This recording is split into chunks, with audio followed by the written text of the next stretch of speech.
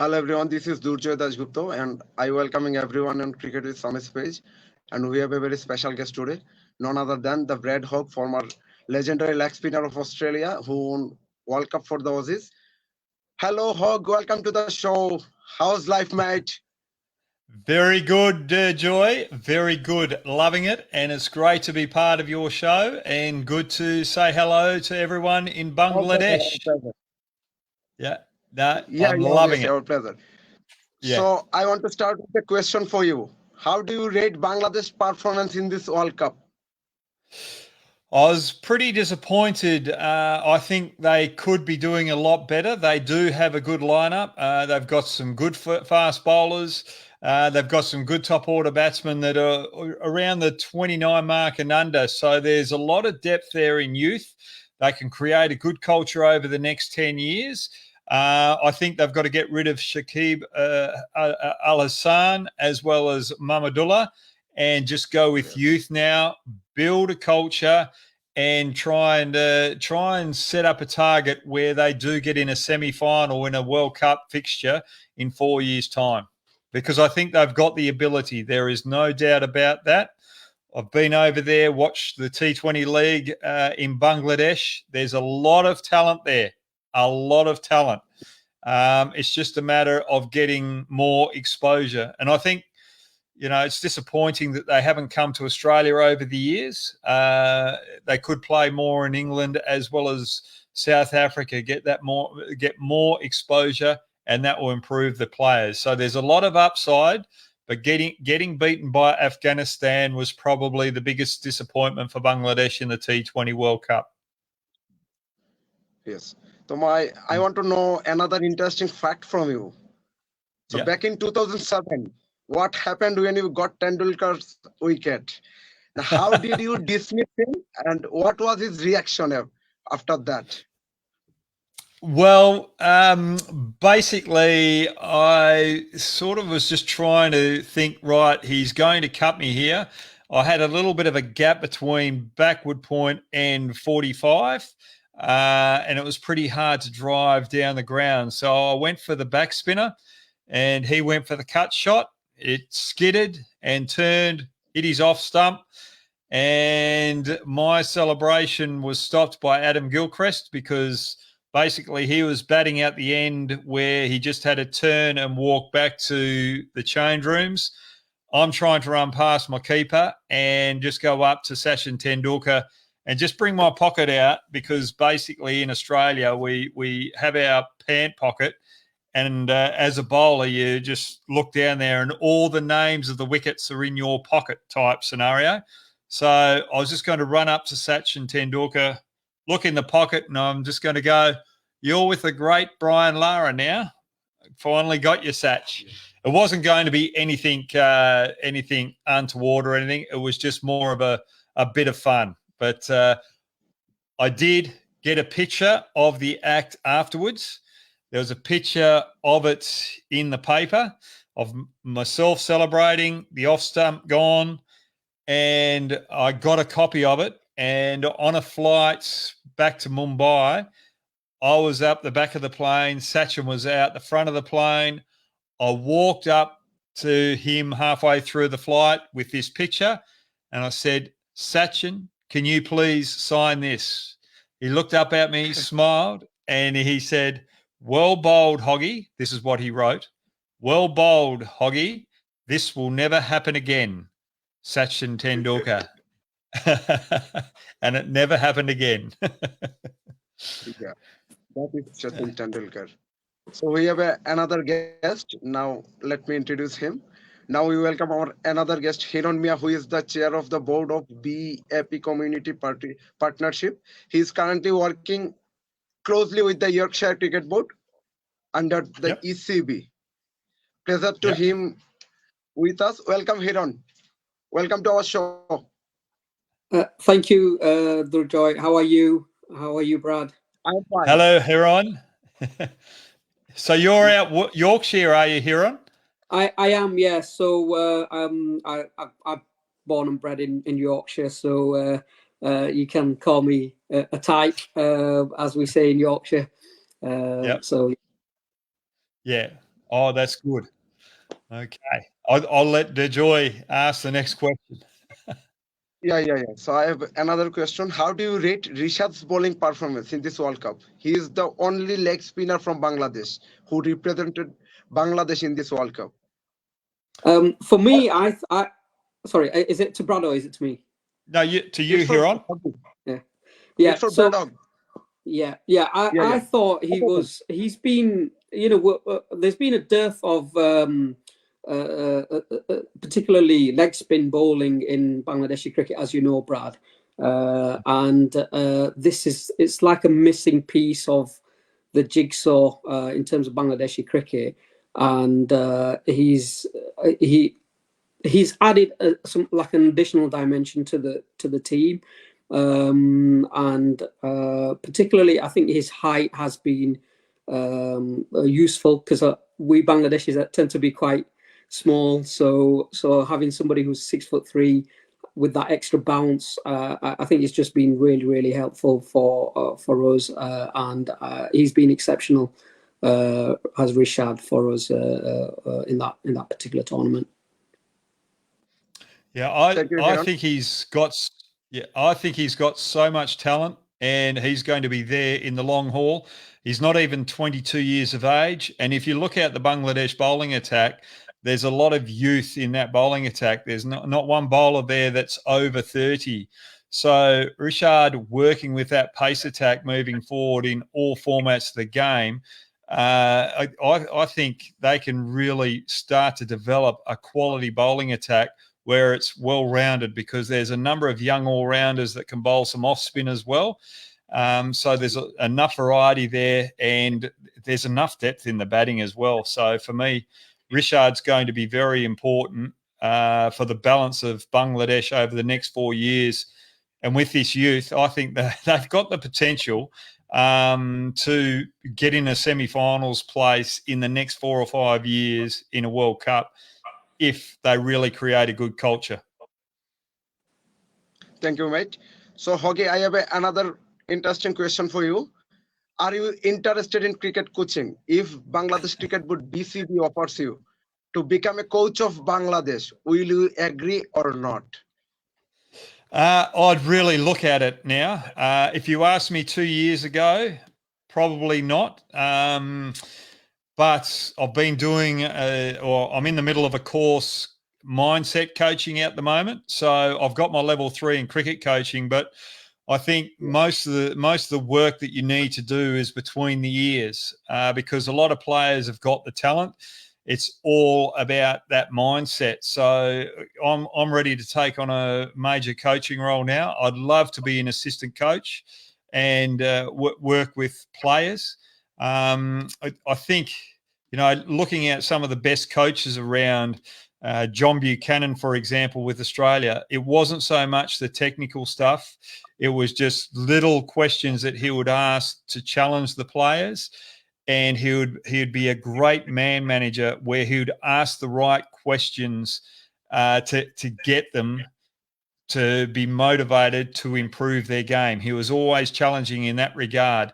For me, I don't want to coach a leg spinner the way that I coached, the way that I played, because each individual has got a different mindset. Each individual's got different skills. It's about giving the confidence and making sure that the player has the confidence to go out and back himself and perform. And if you can get a whole squad of players like that, believing in the group, in the culture, in its purpose, you're already halfway there of having huge success. So I'd be very interested in a Bangladesh role, especially in the youth. Actually, the next crop of players coming through, that would really excite me. Thank you, mate. Mr. Hiron, if you have any question to Hogg, then ask me. Yeah, I'd like to ask Brad, in terms of, because you've had 2 World Cup victories. Out of the 2, which one would you say is more special to you? Oh, that's easy. Definitely the 2003 World Cup. Shane Warne had an injury, and also rocked over to the tournament and had to go back home. We won't go into that. Shane Warne's an absolute legend. But all of a sudden, the spin department was on my shoulders. It was my opportunity. And I always looked at that team and thought to myself, right, I'm the weak link in this bowling department, probably the weak link in the whole 11. If I can dominate the best batsman in the opposition team, then I'm giving myself, giving the team the best opportunity of winning. So that's the way that I approached it. And 2003 was definitely the best win that I went through in the 2 World Cups that we won. Thank you, Hoggy. So I have another question for you. You are a legendary leg spinner. So for you, what is the main strength for a leggy? What was the, sorry? What is the main strength for a leg spinner bowler? The main strength for me is getting your length right. If you get your length right, then the line doesn't really matter too much because you're playing around with the line and you're trying to play with the batsman's footwork. So basically, it's length. And for me, I was always trying to attack the stumps with the odd one going wide. And every now and then I'd try and set up for the wrong one where I'd be attacking more leg stump and I'd be willing to give away a 1 to deep square leg just to set it up for the wrong and a couple of balls down the track or even up for the next over. So for me, it's all about length. And any budding leg spinner out there, it's about trying to get as much revolutions on the ball. And if you're young, try and work out how you can work the batsman over just with your leg spinner. If you control the batsman with your leg spinner and pick up wickets just bowling your leg spinner, then all of a sudden your variety is so much more potent than any other leg spinner that's always going to the variety to try and calm the batsman down or get wickets. So make your leg spinner, your stock ball the strength, and length is the most important thing. Thanks, mate. So I want to know another thing from you. How to become a good side in T20s? How to become a good side in T20s?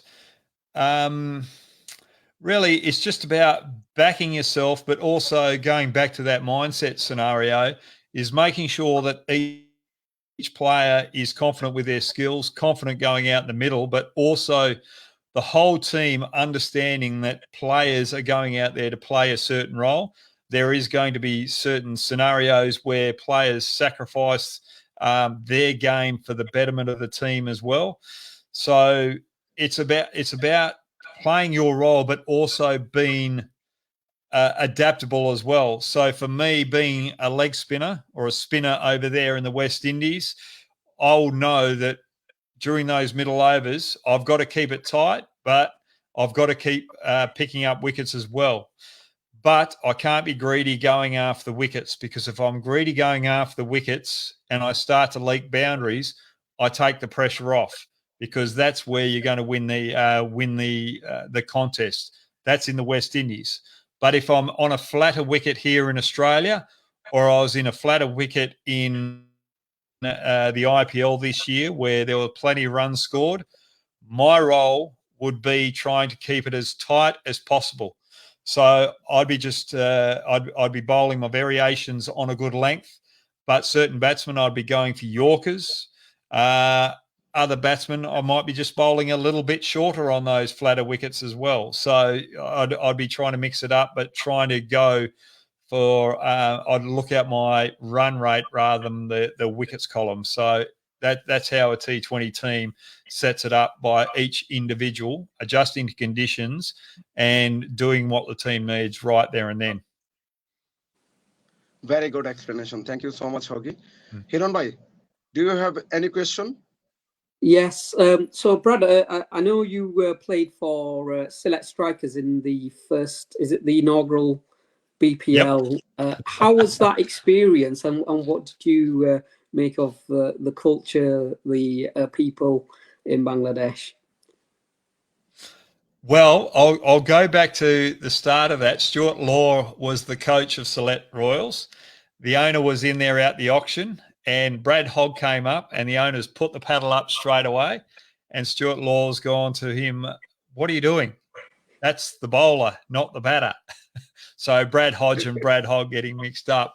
And I remember the first game on the board, it had Brad Hogg opening the batting. And I'm pretty sure I got back to the room and we batted first. And this is one of the very few times where I've actually watched a game that I've played in. And the first 3 overs, the commentators were even saying Brad Hogg batting because it was up on the scorecard. So that was interesting. But I really enjoyed it in a sense that you get to understand the players, you get to understand the culture. And I think that's the important thing of T20 tournaments. It's not so much the cricket that's being played. Yes, you're going there and hopefully you're helping out youngsters in that particular region. But it's more about, for me, getting to understand the culture. And I wish I had those experiences before I played international cricket. Because then you probably would have had, I'm trying to find the right word for it, you would have had a better understanding of the culture, but you also would have had a better understanding of the individuals on the opposition team as well. It would have made it a lot easier to communicate and to create solid relationships. So that's what I really loved about the T20 league in Bangladesh with the Select Royals. Thank you, Huggy. So I have another question for you. Development coaching or tactical coaching is very important for the cricketing nations. What do you think? I think it's development coaching, really. And I will go back to the mindset. So if you're developing juniors, so if you go away to an under-19 tournament, yes, you want to win the under-19 tournament, but the big thing there is you want the players to learn from mistakes. You don't want the players to necessarily have success and think they're a lot better than what they are. So for me, it's about letting the players go out there, show their stuff in this developmental stage. And when they make a mistake, don't jump on them. You sit there and ask them the questions, right? What was going on in that scenario? What were you feeling? What did you see? What pressure were you feeling? Those type of questions. I go back to a fast bowler, Nathan Coulter-Nile, back here in Western Australia. He bowled the death overs in a particular game and he got belted on the last over of the innings and it cost us the game. And I remember the coach going out there and saying to him, "You should have done this, you should have done that." And I'm thinking, why would you do that? You know, because all of a sudden you're dictating terms. So in that particular scenario, it's right. What were you happy with what you delivered in that particular over? And I asked Nathan this, and he said, "Yes, I executed everything I wanted to execute." Well, there you go. Your job's half done. All it is now is the next game, because he's only new to it, he's going to have to study the opposition a little bit closer so that he has better plans in those death overs. Also, he's got to have work on other deliveries to go to in those death overs when he's under pressure. And he became a better bowler after that. So for me, those are the scenarios that I want to see with those development sides, because they're going to learn. It's going to stick in their minds a lot better. They're going to improve as cricketers, and they're going to be ready-made cricketers for first class and test level. They'll be better prepared for it rather than telling them what to do. Would you agree with that, Hiron?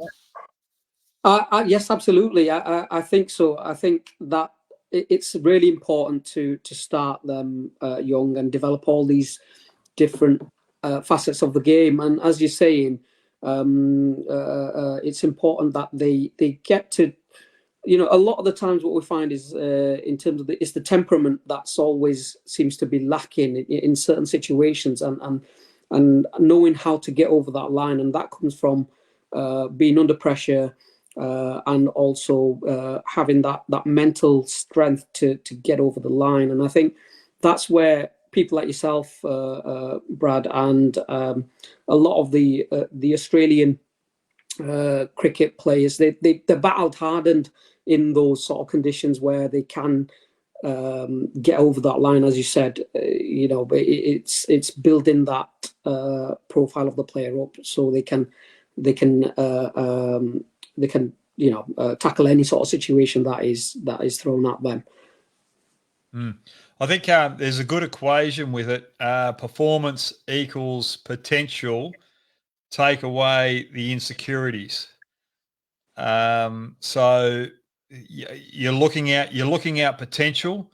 You're trying to grow that potential and limit the insecurities by the time they get to first class level. So that's probably why I'd go for development rather than technical coaching, because you've already seen the potential.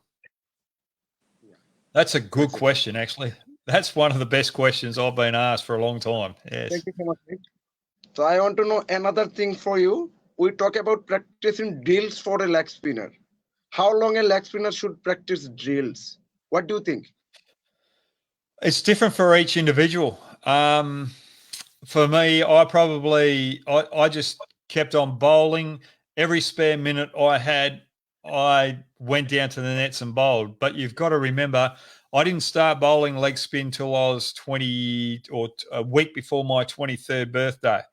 So I was a late bloomer. I'd never bowled a leg spinner in my life beforehand. And I knew that if I was going to play for Australia, I'd have to have a second bow to my string, or a second string to my bow.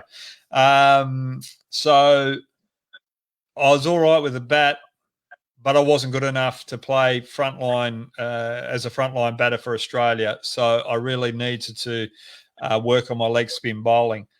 So it's different for other people, and it's different with where you're at in your career now. So you might be having a very good run, so you might cut back on your training, and then all of a sudden you're leading up to a tournament.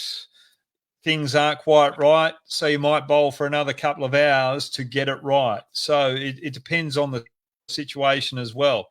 Young Richard, I'd have to get an understanding of what he's like as a person, how much belief he has in him, what skills he's got, what's he trying to work on at that present moment, what he needs to develop. So you'd work out a program around that as well. And you'd give him a little bit of leeway to determine how much bowling he's got to do. Because at the end of the day, it's his career, not our career.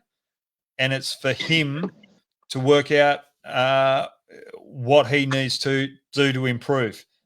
All our jobs are as coaches or mentors is to get them in the right mindset to have that right belief. Every now and then there might be something technical that he asks.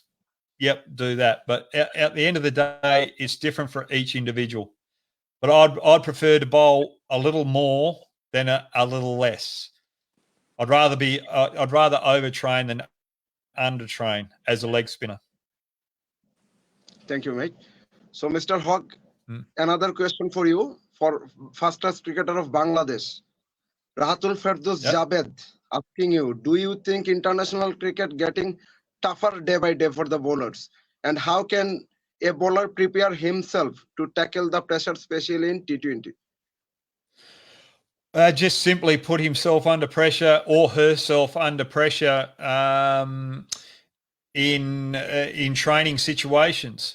Also, I think the other thing too, which I really I tried to do it when I was early on in my career, but later on in my career, I would actually start visualizing those moments out in the game where things are going well, but also visualize when things are going bad and how I'm going to react to it and how I'm going to rectify it. So you're actually warming your body up, preparing it for those tough situations out in the middle. And you also try and do that in the training session as well, because at the end of the day, your mind or your body can't really differentiate between what you're doing physically and what your mind's actually doing as well. Because when you're visualizing, your body's going through that same act, and I didn't really understand that till I came back and started playing T20 cricket and had that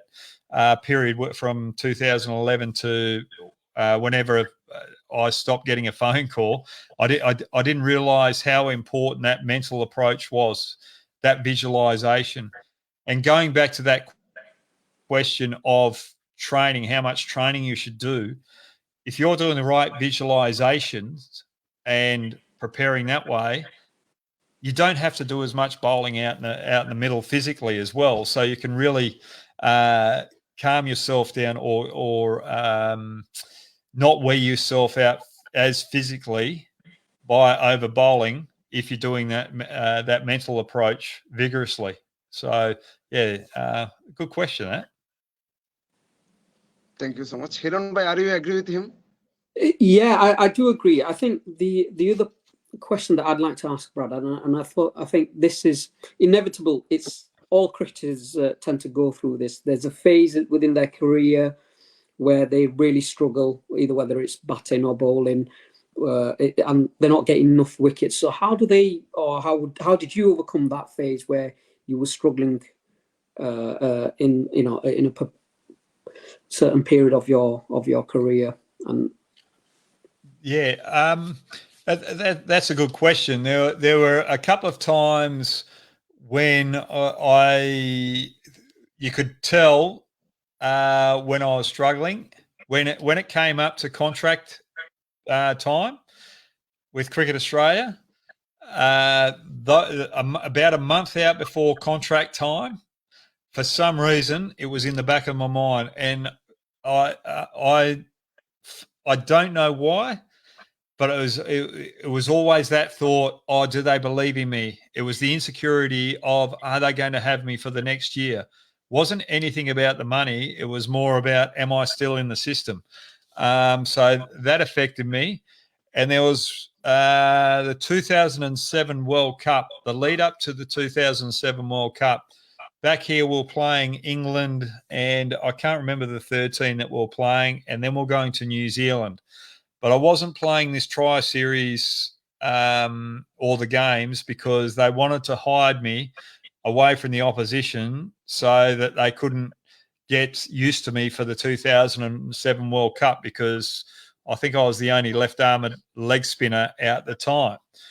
And then I went to New Zealand and I played 3 games there, and I worked out that I had 7 games in a row where I hadn't picked up a wicket.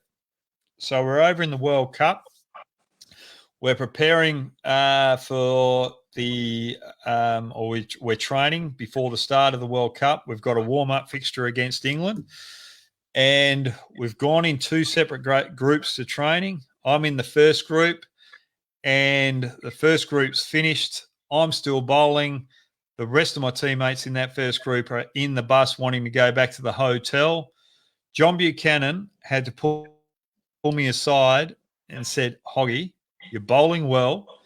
Stop worrying about the wickets. The wickets will come. Trust me. You've got the plan against England tomorrow. Back yourself with that plan and things will turn around. So the next day we're playing against England. I remember bowling to Ian Bell, and I said to Ricky Ponting, bring up mid-on. I'll get him out with the wrong in here. I brought up mid-on, and Ian Bell tried to take me over there. Got him out with the wrong and stumped, and all of a sudden the confidence was back. So it only takes one little moment for the confidence to turn around. And that's a good question, Mion, because I was thinking about wickets rather than economy, because if I've got a good economy, the wickets are going to be taken up the other end, because our bowling attack was always going to put on that pressure. So if I continue putting on pressure, I'm helping out my teammates. So I went through a period there, where it became a little bit selfish on my part, where I'm not getting the accolades because I'm not getting the wickets. And you can't think like that when you're in a team game. Very good question. Thank you so much. So, Hoggy, I have a last question for you. To build strong cricketing nation, how much important it is to produce educated coaches? What do you think? I think it's not so much the coaching ability with technique and tactics. If you've got a very good communicator out the top, out the helm, that can communicate with players and ask those right questions to get that bring out the player to coach himself, I think that's more important than having a legendary coach that's got all the answers, because the coach who's got all the answers can't do it out in the middle. Whereas the coach that's got all the right questions can get the player more accustomed or acclimatized to those rigorous moments out in the middle more effectively and efficiently. So for me, it's about having the person who can ask the right questions out the helm. And if you can have a support staff there who's been there and done that with experience, then you've got a mixture of both that can give some motivational speeches as such. And that's a very good mix. And that's why Australia was so good through that time with John Buchanan. John probably wasn't the best technically. He was always challenging the team with questions tactically. I remember one question he asked the players, or said to the players, guys, we could be the first team to make 400 in a one-day game. And one of the players said, oh, turn it up, John, turn it up. And he just put little nuggets out there, not in everyone's face, but just little nuggets out there. And in a month, I remember one of that same player saying, we can actually get 400 in a one-day game. And it was only about a week later that we did. And we only held that record for about 2 hours. So, yeah. So that's a golden nugget of a question too. Hiron, what do you think about that? Because we all have different opinions. I think well, in terms of obviously that particular, let's just talk about that game, because that game was an incredible game. I don't think I've ever seen anything like that before. But in terms of the coaching, I don't think the coach has to be educated, but has to have an ability to extract more out of each individual player. And, it's not a one size fits all. So each player, as you know, Brad, has different, mental strengths or abilities, and it's being able to extract the most out of the individual. So it's not just based on having legendary status in the cricketing world, but it's about how they approach each individual player to get the best out, or the best out of the individual player. So that's the way I see it. I think the other thing there too is each player, or most players, would have a mentor that they've stuck with for a long period of time. I look at Justin Langer, Ricky Ponting, David Warner. They've had coaches that they've virtually been around for a lifetime, and they've always gone back to them in times of trouble because they actually know them as a person. So that's the other thing that you do as a coach. You would have that relationship with the players' mentors and talk to them one-on-one about how everything's going. Because as a coach, you want those extra resources, and those resources where someone actually knows a player and the ins and outs of that player, both what's happening off the field, personally, and everything like that. and you can engage there and rub off on each other. And as a coach is saying, this is not working out at the moment for so and so, and that mentor can go and manipulate his coaching sessions to try and help the player out as well. So you've got that extra resource to help you out as well. So I think that's the other thing with coaching as well. You've got to be able to put the ego away and not believe or not think that you've got to have all the answers. Find the other resources that can help you out, because you've got a squad of 15. If you're out Yorkshire, you might have a squad of 25. 25 individuals are not all going to be understanding of the way that you go about it. So that's why it's very important to understand that and understand those relationships where you might be struggling with, right? Who else can I get around to help me to help with that little shortfall that I've got? And that's why you've got a few assistant coaches there to help you out as well. Exactly. So true. So Hoggy, we are cricket with Sami. We are working with sports management and agentship for the players. So want to say anything for our audience? What do I want to say anything to our audience? Yeah. I think just anything in life. Just accept the challenge and enjoy the challenge. And I think where we get in trouble, we're trying to get the answer then and there rather than enjoy the journey. And I'll go back to hearing what he asked earlier with the bowling when I had my ups and downs. When I wasn't thinking or just enjoying the journey, things would fall apart because I'm looking to get the prize right now rather than enjoy the process, because you've got a long life and it's just keeping yourself in that right direction rather than just trying to get the winning moment right now. I can assure you, if you're looking for the winning moment all the time, you're going to be more upset than anything else, because I'll put you into a 2003 World Cup or 2007 World Cup. You win it, you're on top of the world. But when you get home, you finish the celebrations, 2 days later, you're lost because what's the next thing? What's the next high? Stop chasing all the highs. Just enjoy the journey. Thank you so much, mate. Mr. Hiron, you want to say anything? Yeah, so Brad, if you come to the UK next time, we'd like to invite you and to host you for perhaps a dinner or something like that, and it'd be really grateful if you would do that. So both with cricket with Sami, and we'd love to host you if that is possible.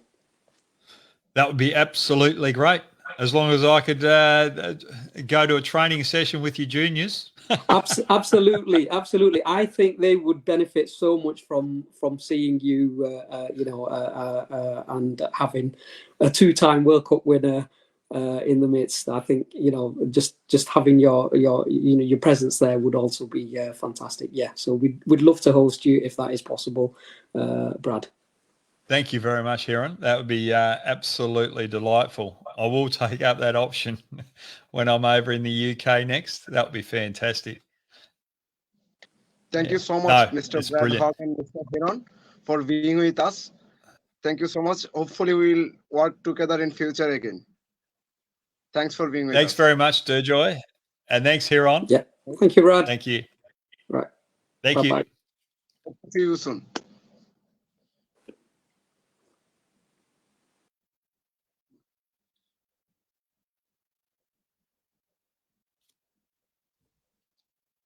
We off?